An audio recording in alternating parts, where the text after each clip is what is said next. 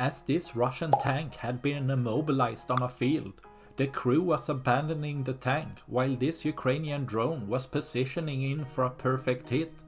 As the crew can be seen fleeing in panic, the drone starts diving in for a hit, aiming for the weaker back section over the engine, where the warhead can easier penetrate, resulting in an internal fire.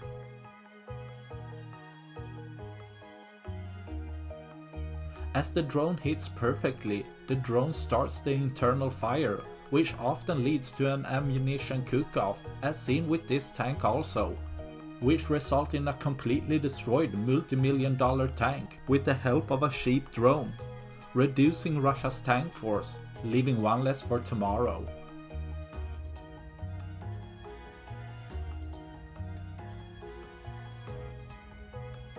That's all I had for this video. Please like and subscribe for more. Thanks for watching. Bye.